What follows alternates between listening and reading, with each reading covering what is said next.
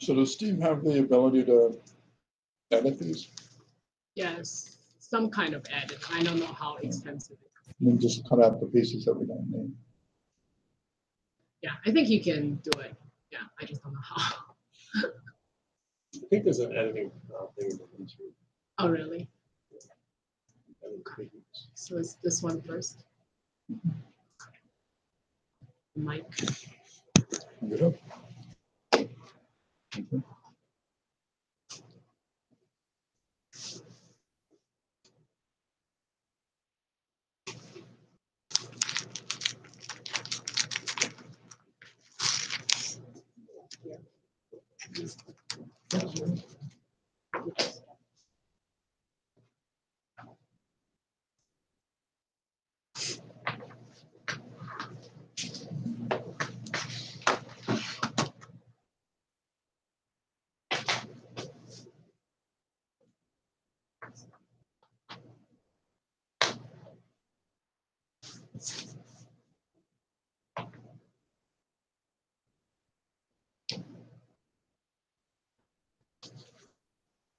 So I was just talking to Michael last night.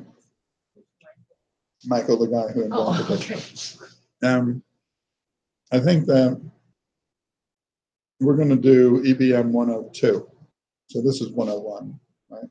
A harder one. Yeah, start getting into the more advanced stuff. The New England Journal has a phenomenal series on trial design. I mean, just really great that. I mean, I think we could just take that series of lectures and make them a slide set, dumb them down, focus them a little bit, get rid of a lot of the detail that's in there, and I think that would be a great set.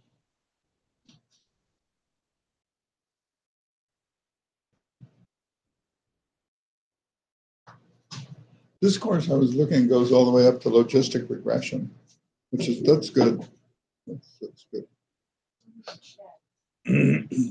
So many chats. I already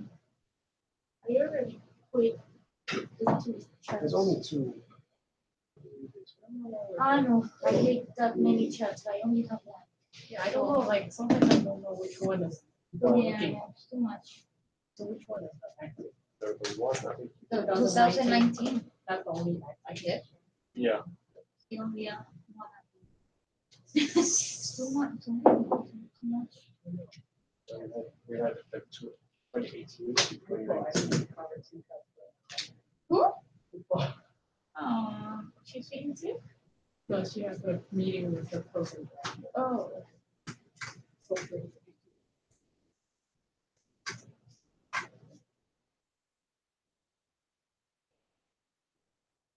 We have our bonding experience yesterday. Yeah. What an experience? The bonding Bonding. experience. Funding? Retreat? Yeah, the retreat. Dr. Prabhu made everybody go to the escape room. So we're in the escape room together. But we failed it. Yeah. We were just like a couple of minutes away. Oh, No. I think this is probably more than that. More But than it's that. okay. This is an online game? or No, something? it's like in Franklin Franklin Institute. It's Okay. an escape Oh, yeah. room. So basically, you lock you in one room, and you Okay. have to work as a team to figure out how to get out of there. Okay. Yeah, it's actually really fun because I went to escape room before, but the one I went to is probably this size, like conference room size. Uh-huh. Everybody's there. It's like much easier, so you can like. This one So was we an went. island. This one is like a huge room, like from here to like maybe like 3 rooms down the road. So you have to use like walkie-talkie to communicate each That we other. never used. And then so I think we're just like running around and not very Like efficient. everybody was like together. Yeah, we're just. Like, oh, like what? Eight-year-olds. Exactly. 8-year-olds playing soccer. Exactly. You get the ball and then you Yeah, got exactly. 16 kids around the ball trying to get to each other. Right, so that's pretty much what happened. So anyway. That's good. Too bad that you're 2 co-residents. Though. Maybe we should do it again after this. We can, but our 3 new residents all do prelim here. So I think that will be. Oh yeah. So speaking of team, so where's everybody right now? Dilip, Mariana? Zhao Young. He like is Mariana. saying she's coming. Mariana? Joanna, I'm not sure. No, Joe wasn't night. Yeah. Joe's on tonight. nights. Last How night. about, where's Last night. Saman is at 10? Someone is up there. Or maybe a lecture.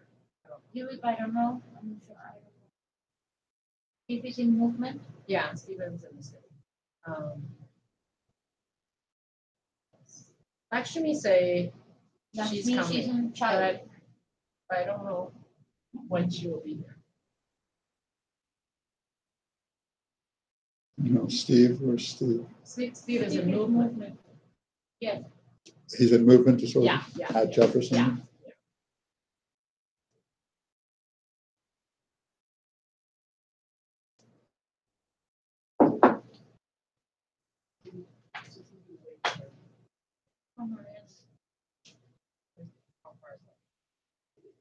I'm certainly benefiting from going through these lectures again. They're really good. Yeah. They're really good. Yeah. They really are. They're really excellent. They really are. So I read those little books that are easy. How easy is to like statistics? Technology. Oh yeah. Make it incredibly easy. Mm-hmm. No, those You're series. even better than the book. Seriously. This is about design, yeah, and reading literature. It's Like it's so easy to understand. yeah, it's freed of the math and concepts related to the math, which are really minimally relevant. I mean, you don't really care. And furthermore, they're changing so fast right now that they don't. The old ideas are simply going away. The old ideas being those of Fisher in the 20th century, and they're going to be gone. Trying to figure out what the p-value is, meaning if you reproduce this trial 100 times, 95% of the time the value will be in this range. It's like that's worse than trying to think about odds ratios in a case control study. You know? So it makes no sense. It's not intuitive. Bayesian statistics. This is you have 95% confidence that the true value is in this range. It's like, okay, I get it. It makes sense to me. Right. Did you say someone else is coming or I don't know, Lakshmi. Lakshmi. How far? And I don't know. Do She you was live- coming from St. Chris. I'm here. Dylan, Just like and I then don't know where. I don't know. I knew she know that she took a PTO. yeah, and Anusha is around. Or, I knew she took a PTO. She's She covered? She's moving. I saw Anusha. So she covered night. I saw Anusha in Center City with her family a couple nights ago. Yeah. Maybe she was just walking past our building then. Anusha. Her mom and her dad took some of the moving stuff over there, Uh-huh. and they were coming back so they could take the rest. Did you hear about our escape room experience Yeah. I yesterday? was just hearing you all died. We didn't escape. We flew the island, but we had so much fun. Good. They made this like circle round or whatever, and they made us do things. So we limbo, we did the Macarena, Oh, yeah. and a ball game there. We saw her over there. Whose idea was this? That was idea. It was Your it was idea? Lakshmi someone else. Uh-huh. We wanted to do like team building. Just have fun. Uh-huh. Yeah, and just kind of to learn to trust each other and kind of. And then we went to karaoke. Yeah, we're not. Yeah. Too much. And Dr. De Jesus, he Uh. was the singer, the star of the Oh. karaoke yesterday. Oh, my. And we all had fun. Good. Yeah, we had to like Annie come to the circle. And she was like, "No, we're wasting time." And They are. Yeah, we're like, "No." Because the escape room I went before, they don't do those things, but they don't waste your time. No, but I know, it's so you know. big. It's so big. And that's what Kyle said. We were supposed to be using the walkie-talkies. Yeah, He said we didn't. We did We're not. all We did not do good job of allocating. we all had like 8 times. So everybody wanted to like. Lakshmi says to please start. She's reaching the garage. She's saying garage? Yeah. She's in the garage. I'll wait 2.5 minutes. Yeah, I'm not good at those sorts of games. Really? I would think you'll be very good. Yeah. No. Because you're very confident. I think just need to Yeah, but I don't. The problem is that I don't. So we were at a Chief of Staff Institute. That was a lot of fun, and it was 3 weeks of 3 1-week interval. It was. I learned a lot of stuff from them. It was a good training. At any rate, one of them when they were playing games, and one of the funniest ones that I remember was we were doing this negotiation. We negotiate a lot as chief of staff. So we're doing this negotiation, and the table's going nowhere. So this is the honest truth. So we took a break and we going to the bathroom. So I'm standing, being next to another member of the, from another team that was part of the negotiating team. We were being together, and I said, "Hey, if you and I did so and so and such, we could walk off with this." And he said, "Let's do it." And we walked out. And then you talk about, it's a joke, right? That things get done in the boardroom bathroom, okay? And we walked back in and wiped everybody else out. What was needed was that we had to communicate with one another away from public. And that wasn't happening in the table. But the minute we were alone, we just made a deal and walked off with the thing. Another one they had was more open. There were 2 other guys and me. They had this simulation of building a practice, a medical practice, of course, in a new city. And you're moving in, and how do you spend your money? What are the things that are important? And we decided early on that all we wanted to do was grow, that we were going to forget the short term. We were just going to reinvest every penny that we made and keep buying. And we figured at the end we would come out ahead. And when we were done, and this goes on in steps, it's a very complex game that was built by psychologists and that sort of thing. And when we were done, the person who's running it said, "Who's team 4?" which was our team. And we said, over here. And she came over and she said, "There must be a mistake." So we said, okay, why? What did we do wrong? She says, "I don't know. Let me see." And she looks and she goes, "You didn't do anything wrong." And we said, "Well, what's the problem?" And she said, "The problem is that you just simultaneously set the record for making the most money and building the largest practice." She said, "That has never happened before. They usually vary inversely to one another." She said, "I don't see how you did that." And we said, we just kept reinvesting everything. It was just we kept a little bit for ourselves, but it kept getting bigger and bigger. And so we just kept doing it. So that was another game. And then at one point, multiple times during the week, you meet with a psychologist as you go through. And I remember him saying to me, he said, "This isn't the game to you, is it?" And I said, "Well, it's not really a game, is it? We're supposed to learn how to do these things. So no, it's not a game." And that was my answer. It's not a game. And he was very disappointed in me. But I have a hard time. And I'm not, the other thing is I knew this as a kid. As a kid, someone introduced me to the game of chess. And I hated chess with a deep passion. And everyone wants to know why. And I say, because I don't like winning. Okay, I can't stand losing, and the worst of all is a draw. Yeah. So it's like there's no outcome that I'm going to enjoy. So then why would I play this game? Yeah. I don't like to beat an opponent that's a drawn out affair, and they're sitting there and getting more and more depressed. And it's like I don't want to. It's like, why are we doing this? Can we go out and throw a ball around? Something like that. I never liked it. I never liked the feeling of winning in that game. In that game, yeah.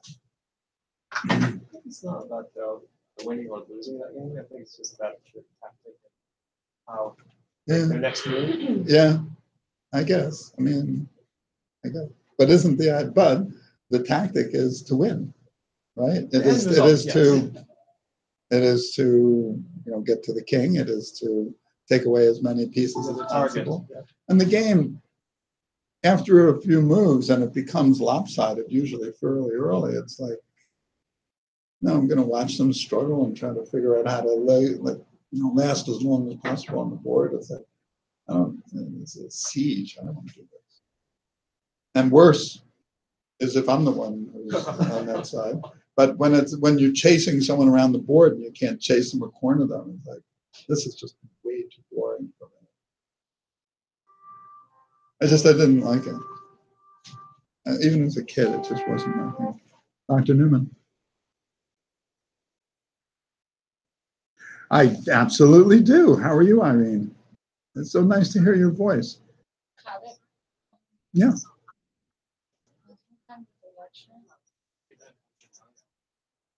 Right. Do you mind going to come to your Or just do our night. Okay. Oh. Then there's a patient being attended to video. I wanted to examine. I already did the HMP. Everything is done. Right. But I wanted to examine. Right. Okay. I got a call and so I went out. Okay. But then I found out that it's awesome. Something for you to see if it's working. His name is Okay. Antonio Richards. You'll see him in the system. You don't have to see him today. He's tomorrow. You don't have to write notes or anything. So only for you to examine. Yeah, okay. To do a cerebral exam. No. So this is in our system. This is, I mean, Kate Hessen. Okay. Let me. Okay. That's how it works, actually. Right. Right. Right.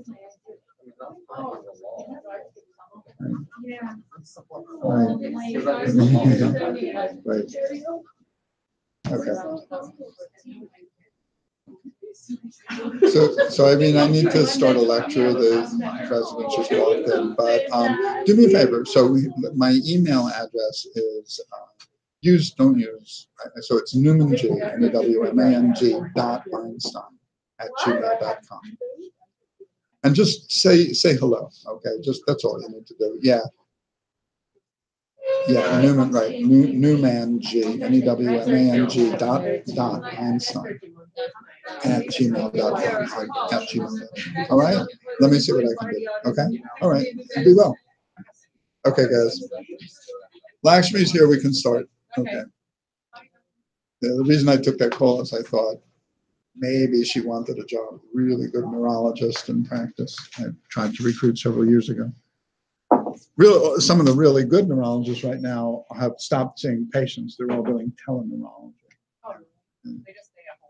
They just stay at home. Which is really a shame. This is Irene Greenhouse, was her name. She's really good neurologist. I would love to have hired her. Anyway, all right, here we are, lecture 4. We are on the randomized clinical trial hierarchy of evidence. Yesterday we talked about, or last time we were together, we talked about observational trials. We said that the case control and the retrospective cohort study were hypothesis testing, but relatively weak. The prospective cohort study is a stronger design, could reach nearly to the point of a randomized clinical trial if you do it well, but the one problem is that you cannot eliminate bias, or what is known as residual confounding. And the only way to get rid of that is through a randomized clinical trial, and that's what we're going to talk about today. The objectives for today are going to be to be clear about what defines a randomized clinical trial, and to look at when it's appropriate and when it's not, because it's not the be-all and end-all. It doesn't always give you the final answer for reasons that we'll explain. The heart of the randomized trial are 3 parts. Everybody thinks about randomization and blinding, but very few of you think about what's called allocation concealment, and we'll talk about that. And then there are other features. You can do all these things and still have a terrible study. So there are other things that have to be done. It is, I don't know why, perhaps, it is the most powerful design for addressing a therapeutic issue. That's another thing that gets lost. Randomized clinical trials are about therapeutics.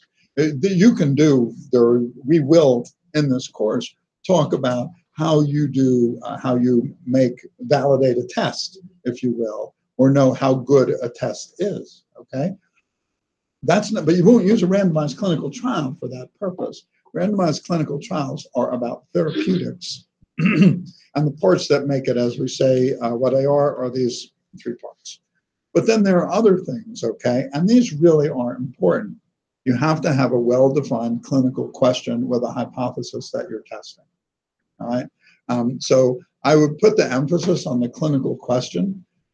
You have a situation, and we're gonna talk about when it's appropriate. You have a situation, and briefly, you're not sure what to do.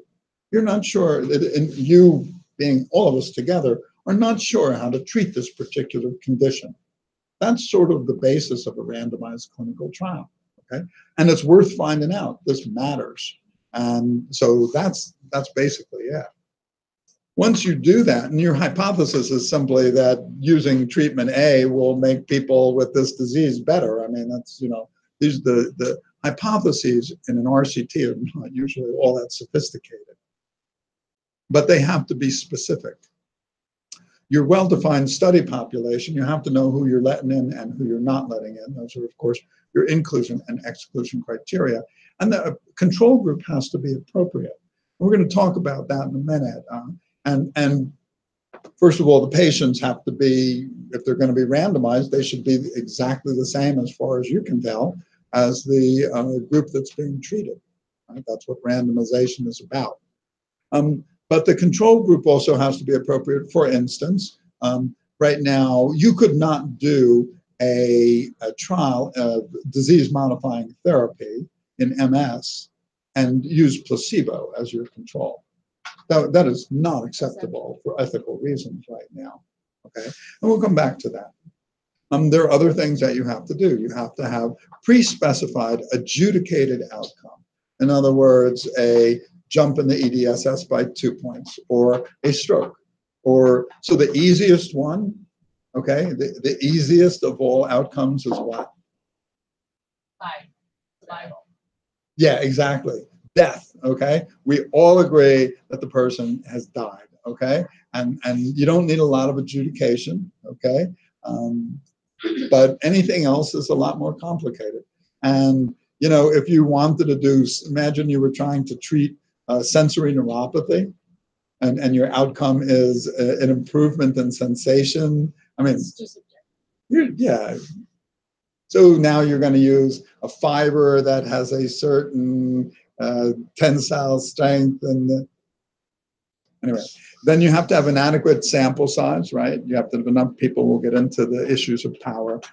You have to have a minimal loss to follow-up. This is very important, and appropriate analytic techniques. And we're not going to get into the analytic techniques at all today. Why do you want a randomized trial? Because the literature is replete with well-intentioned studies that, people were doing hormone replacement therapy to reduce the risk of heart attack and stroke and cancer in women. Vitamin E was really popular for a while for preventing hemorrhagic stroke.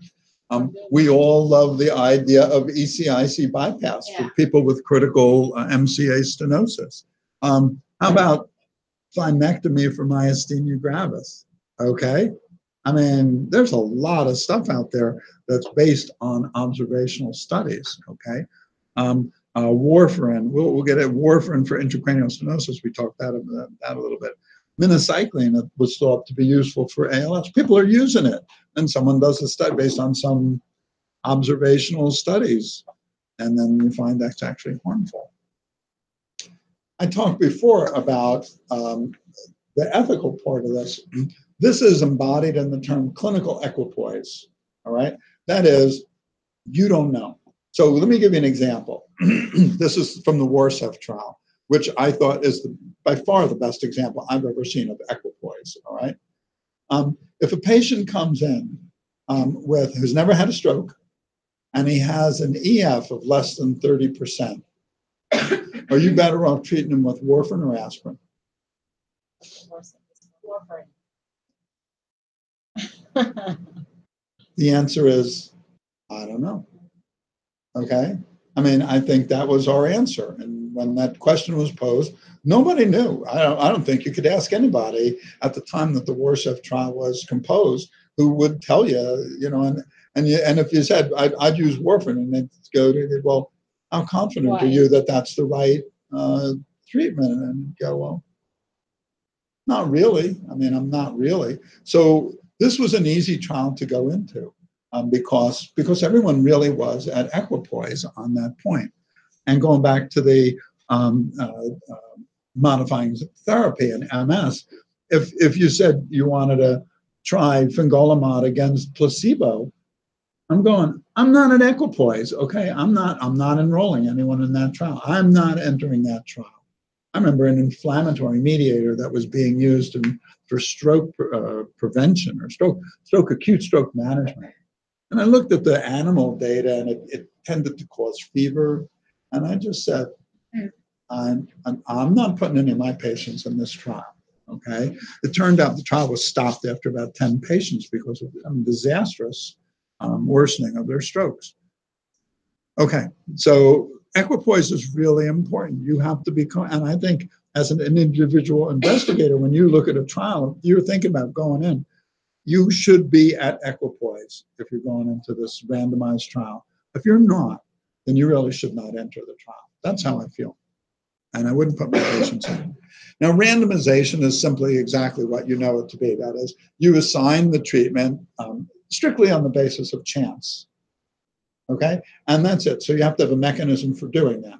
You could flip a coin, but that's not practical. You could, what's usually done these days is that there's a central computer that is stratifying according to age and site and predetermined criteria. And then it randomly assigns to populate these things. And it sends a message to the pharmacy and it says, take drug kit 3 off your shelf and use it. That's randomized, okay? But there are other ways, way less expensive ways of doing it. When we look at the NINS trial, that's going to be our deconstruction for the day. Is we're going to look at the 1995 NINDS trial for TPA. It was an interesting trial from a EBM point of view. At any rate, they used a far less sophisticated method, which was appropriate for that time. And the reason that you randomize is to control both your known and unknown risk factors. And you can sort of control known risk factors under the best of circumstances for, say, a prospective cohort. You could do a multivariate analysis to correct. You can do a propensity analysis to select matched pairs. But what you can never do is get rid of the unknown, what you didn't know, what you could not have known, what you didn't suspect. Okay, you can't do it. The only way to get rid of that is to randomize. There's no other way to do it. Okay?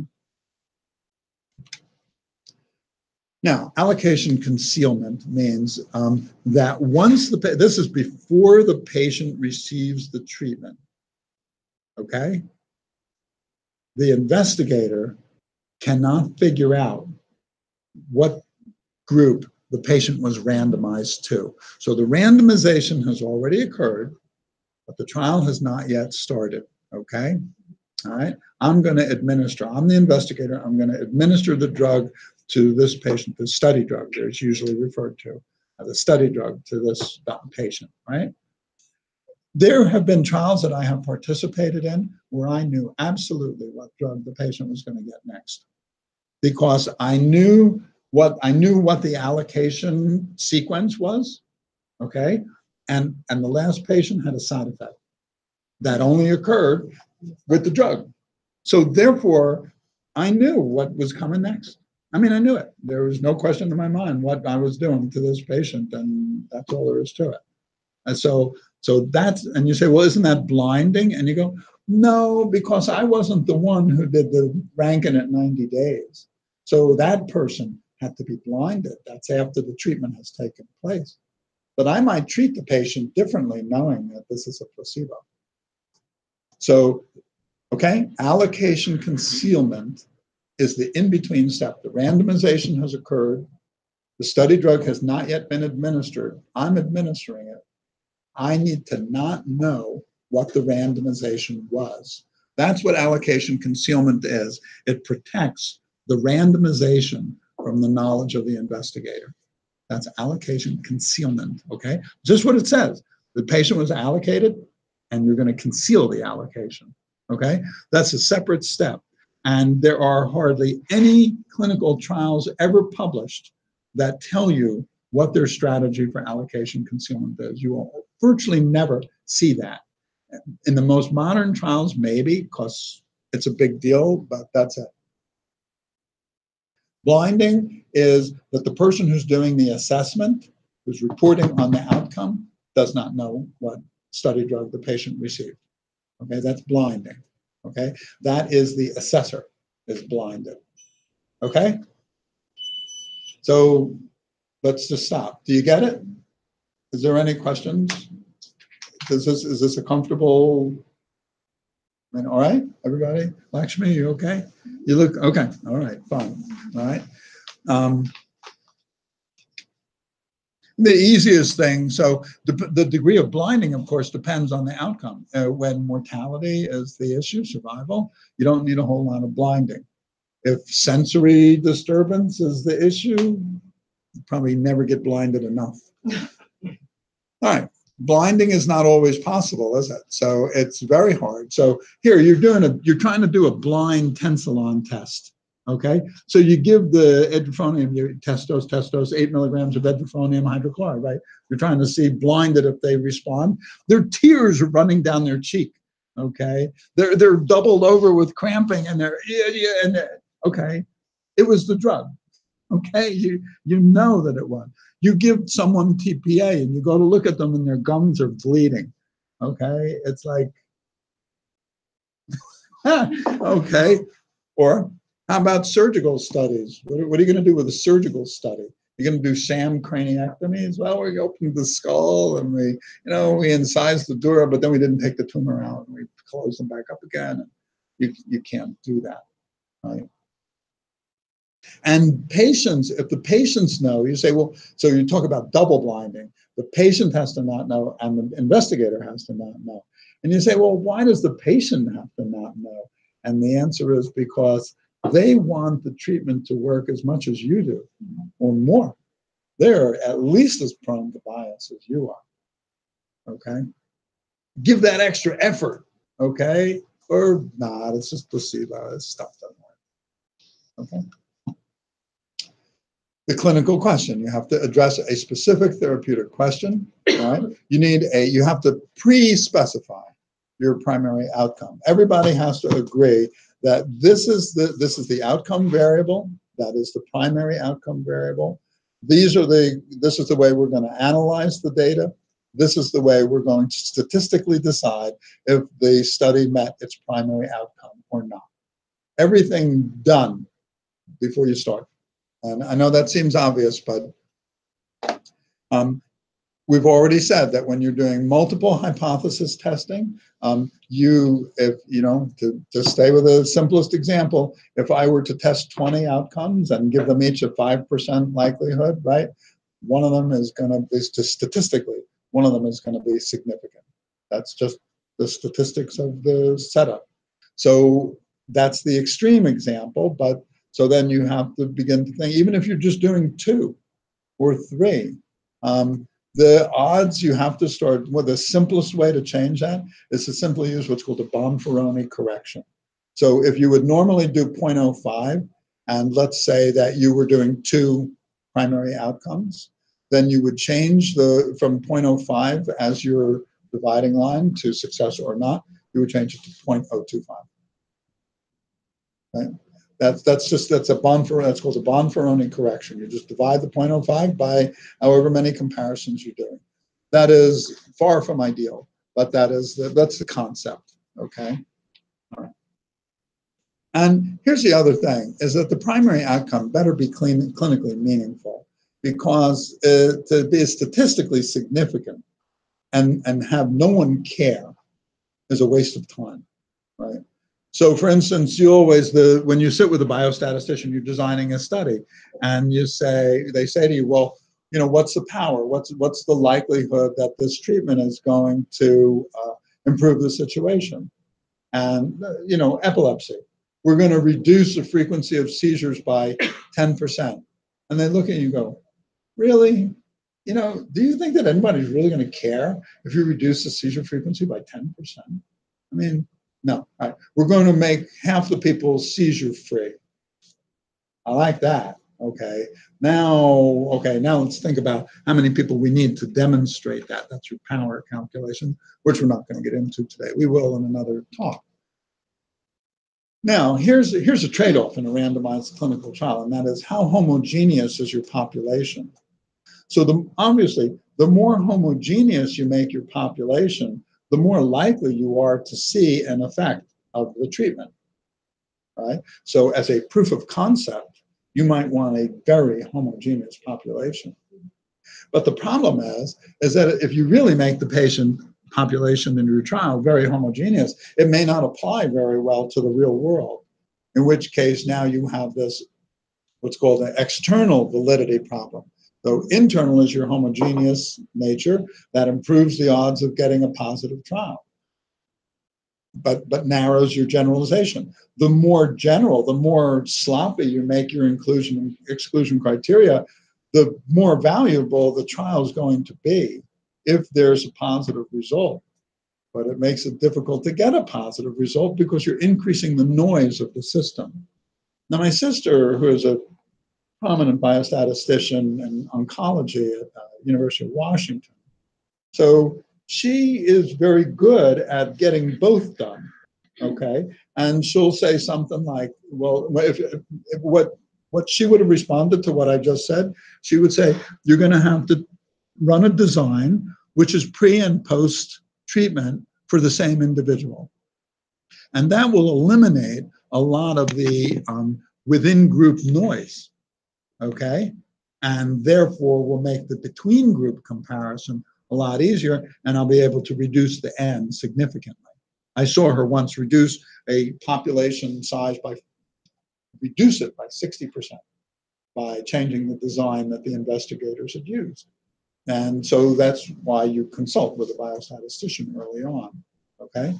But so you have this issue, and all I want is you get it. The more homogeneous, the easier it is to generate a result. The smaller the population, the smaller your trial is going to be, and the less generalizable it is. Make it a heterogeneous population, and you get the opposite, okay? Sample size is what we're talking about. You have to calculate the number of people so that you are able to get to a P of less than 0.05 and a power calculation where you would have a false and negative result of, you pick it, but you always want to be less than 20%. And very often you strive to have an error rate, a false negative error rate of 10%. But then if you get to the point where you go, well, if you want to have a false negative rate of 20%, you'll need 700 patients. If you really want to get down to a false negative rate of 10%, you're going to need 1,700 in each group. And you go, I cannot afford that. And furthermore, I can't enroll that many people. And they say, well, then. So another way of doing it, and this is often not looked at that way, but Janet and her husband do it this way. And they say, well, what's a reasonable number of people that you could get into this trial in the time frame that you want to do it? And you say, I could probably get 300 in each group. And they say, then you will have a power of 0.17. If you do that, if you enroll 300 in each group, the power of that study is 0.17. Are you okay with that? And you go, actually, I like that. And so it's just a formula. We don't need the formula here, but that formula is designed to tell you what your false positive rate, type 1 error is false positive rate. False positive meaning you say there's a difference between the two groups when in fact there's none. You reject the null hypothesis when you shouldn't have. That's a type 1 error. It's the false positive. Okay? The false negative is the drug actually worked. But you didn't have enough people in the trial. You had an underpowered trial. And so you see a trend, but you didn't reach statistical significance. But it wasn't the drug's fault. The study isn't big enough. And sometimes you'll see, so very often what you'll see is people will do primary and secondary analyses.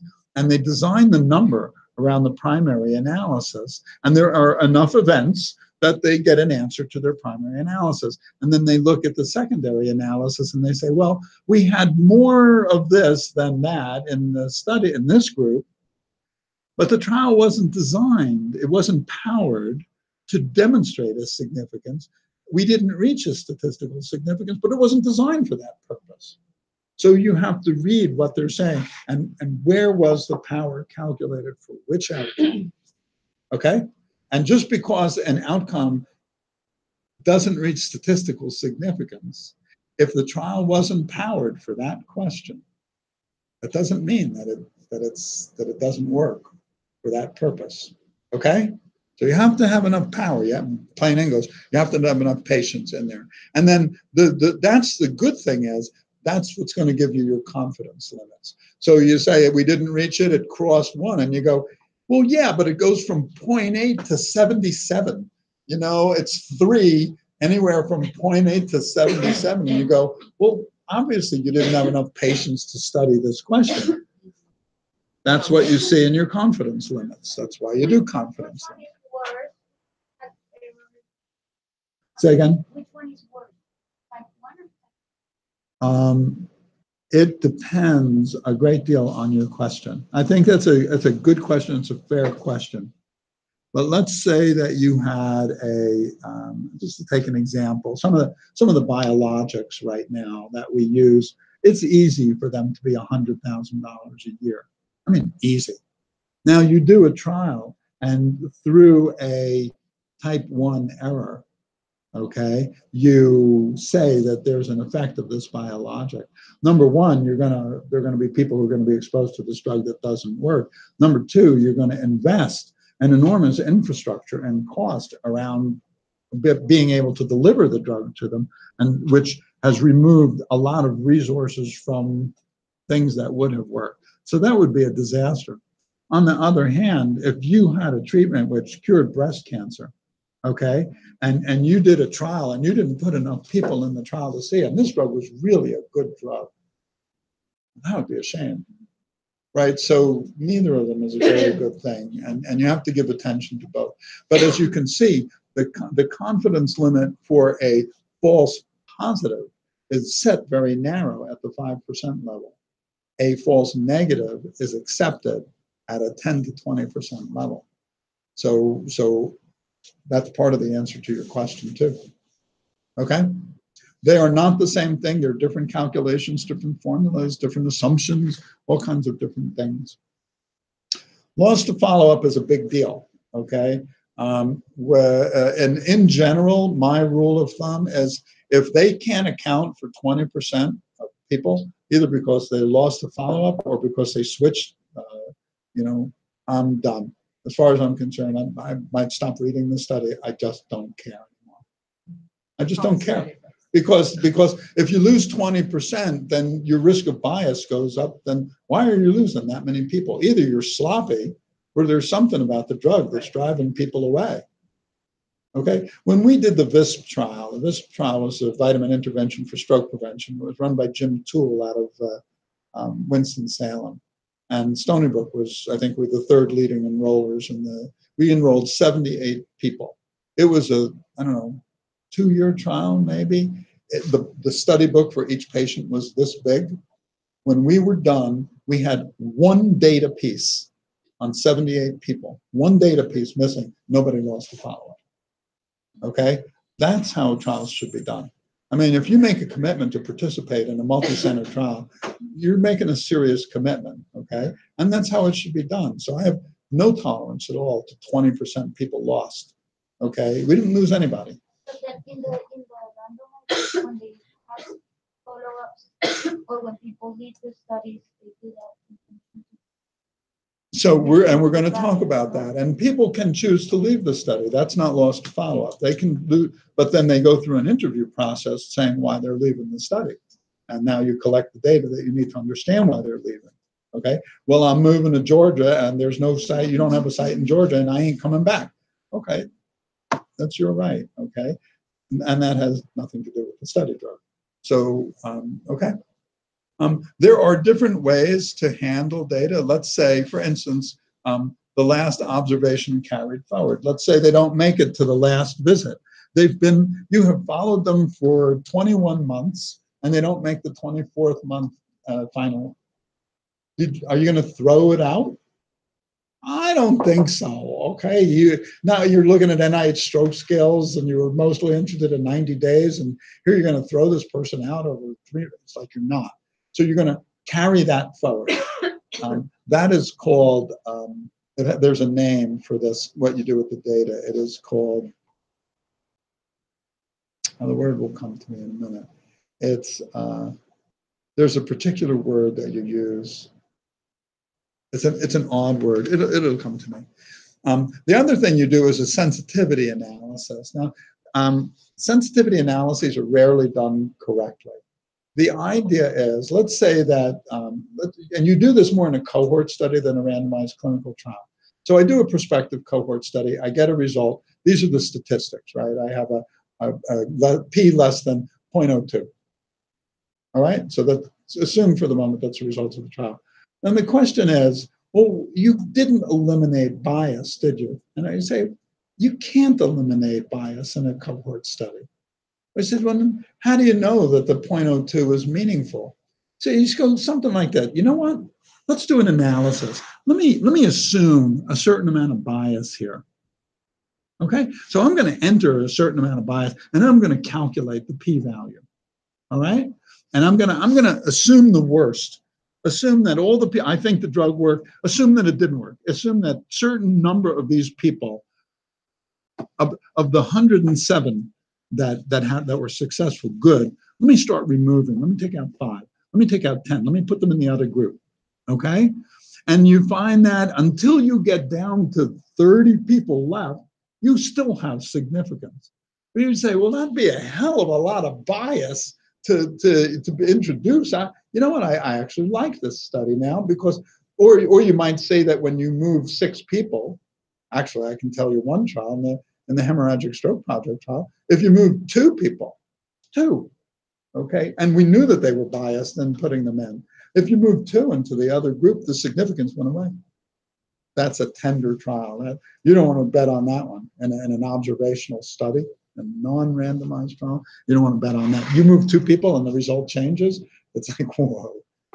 Okay, that's a sensitivity analysis. How many people do you have to move from one group to the other until you lose significance? Okay, that's hardly ever done. Okay, but it's a very useful technique. Crossovers they were allocated to A, they didn't like the taste, or they didn't feel right about the drug, so they went and started taking B.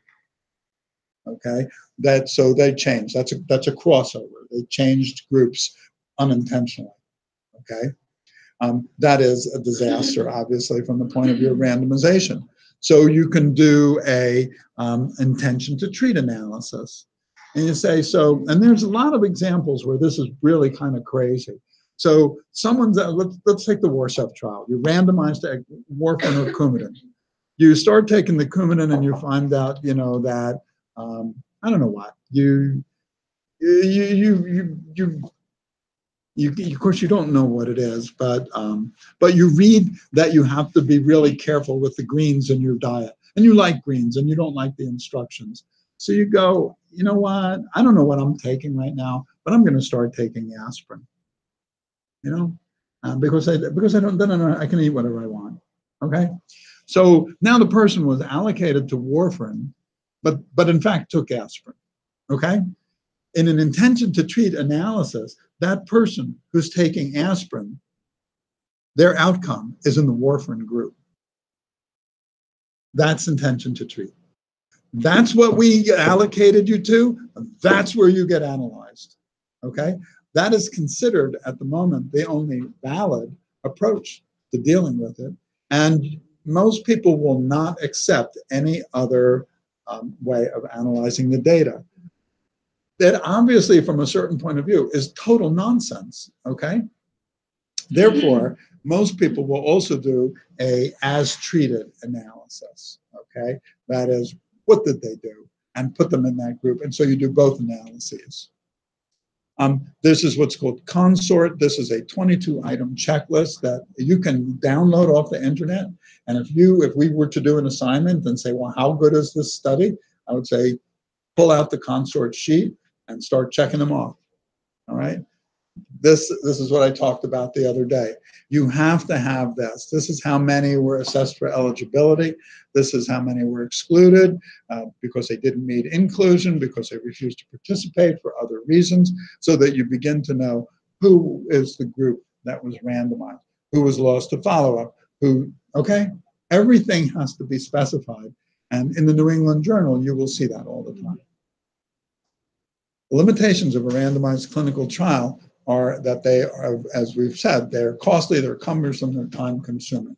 They really are. These are going to go on for years to design it, years to fund it, okay? Years to execute it, years to analyze it. So you're probably talking 7 to 10 years to do a randomized clinical trial. I mean, look at Dan Handley, who recently did the CLEAR trial series. And Dan was really serious about doing this right. So he did first he looked at observational studies, then he did a prospective cohort study, okay? Then he did a small randomized trial, then he did a large randomized trial. You know how many years that took? He devoted 15 years to that sequence, okay? He wanted the answer to that question of whether infusing TPA in the ventricles improves outcome after intraventricular hemorrhage. He wanted to know the answer, right? And he devoted basically the second half of his career to that one point. That's what it takes, and that is what it takes. We've already talked about restricting the population generalization. Outcomes have to be clinically relevant. Here's the one that I've added. Standard management may have changed. So people were trying to do these randomized. We have 3 large randomized trials showing the mechanical thrombectomy is the cat's meow. Number needed to treat 3, okay? In what? In 2015 or 2016, 3 trials were published which showed that it didn't work. Randomized clinical trials, okay? Persistent potential for bias and a false negative if you're underpowered, which they were. That's exactly what happened in those first 3 trials. I'm a big fan of the N of 1 experiment. The thing is that the question is, and you design before you treat, so I think we do the N of 1 experiment all the time, except we rarely randomize, okay? But what I like, rather than a randomized design for the N of 1, is a 2-arm study for the individual. Okay? So in other words, I'm saying, I don't know if this blood pressure is the right blood pressure. Okay? And I need to, her stroke is progressing. I'm not sure if it's too high or too low. It's an N of 1. There's a patient in front of me on the bed. Okay? Do I raise or lower her blood pressure? And the answer is, I don't know. I am at equipoise. I don't know. We had this last week. I didn't know. So you could randomize it, okay? But that only gives you one direction. So what I said was, we're going to raise her blood pressure, and then we're going to lower her blood pressure, okay? And I'm going to see which it is, okay? And I'm going to see where she does better, if either. And I knew how I was going to assess her. I knew what would, before I did it, I knew in my mind what would determine better or not better. So I had a threshold that I set. So I did everything as if I was putting in her in a clinical trial, except it was only one person. All right? All right. We are close to 1 o'clock. Do you want to just stop, or do you want to spend 5 minutes on this? Can you do 5 minutes? Who's in clinic? Yes, 5 minutes. Let's wait. Let me stay with me. This is a randomized, so this is the NIMS trial, the TPA trial that you're all familiar with. So we can go through this very quickly. We only want to focus on the EBM aspect of the trial. All right. The objective of this is to get experience applying the consort criteria to a randomized clinical trial. The justification, we've already been through this. I'm skipping this. Right? The clinical question, okay? Notice how specific the question gets. Does early treatment with TPA lead to a better early improvement in outcome compared to placebo? So you already got your, so PICO, right? PICO, patient, intervention, comparator, outcome, PICO. That's how you look at these. So the patient is a stroke patient, right? The intervention is TPA, the comparison is placebo, the outcome is improvement. Early improvement is defined as complete resolution of deficits or better than 4 points on they introduced the NIH stroke scale for this purpose. This is where the NIH stroke scale first appears, within 24 hours. Okay, does anyone know the result of that? This was also known as on-the-table improvement. Okay, the answer is no, it doesn't. Okay, you cannot demonstrate a better efficacy within the first 24 hours with the drug. You cannot. Okay? And that's still true. Second question, fortunately, they ran 2 questions. Does treatment with TPA consistently and persuasively improve outcome at 3 months in terms of those who, the proportion who recover with minimal or no deficit? And the answer was yes. Okay. They were, so if you were evaluating, so did they have a clear question? Yes. Did they have a clear, outcome? Yes. Okay. Did they have an explicitly defined inclusion and exclusion criteria? Yes. They wanted the people there within 3 hours of stroke onset. That was why I told you they had to screen for the 2 trials, 32,000 patients to get to 600 enrolled. Because no one made it in within the first 3 hours. That's not what you did with stroke in 1995. You sat down and hoped that you got better, or went to bed and see if it was there when you woke up in the morning, because it didn't matter. Nobody had a treatment for stroke anyway, so what difference did it make if you went to the hospital? That's true, okay? I mean, that's true. Not only that, if they weren't lucky and they went to a hospital which didn't have a stroke neurologist, the first thing they were going to do was lower their blood pressure and finish the stroke. So they were just as well staying home, if you want to know the truth. But this was a change in culture, all right? Excluding people with bleeding tendencies, that sort of thing. What was the randomization? They used this is a good example, right? So they're using what's called a block design of 4 with a 1-to-1 treatment allocation, okay? In other words, we're going to end up with an equal number of controls and study patients.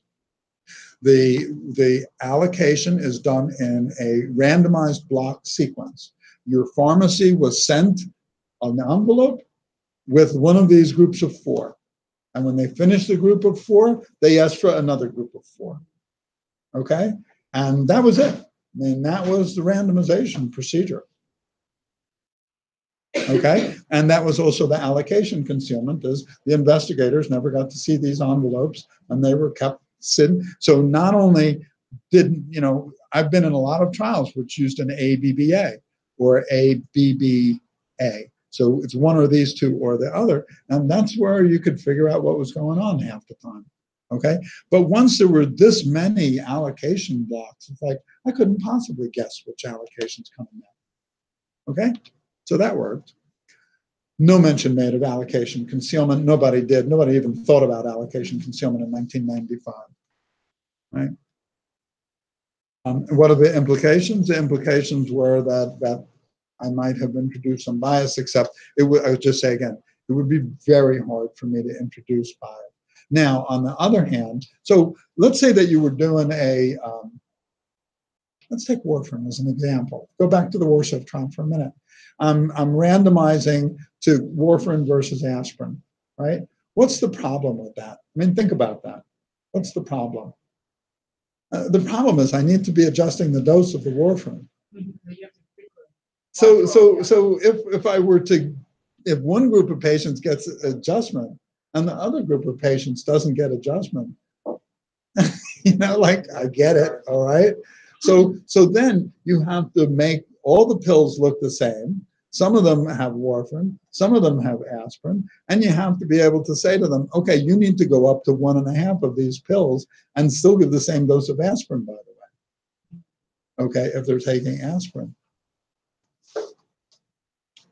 Problems, right? That's not, these trials are not easy, okay? They're really not easy to do.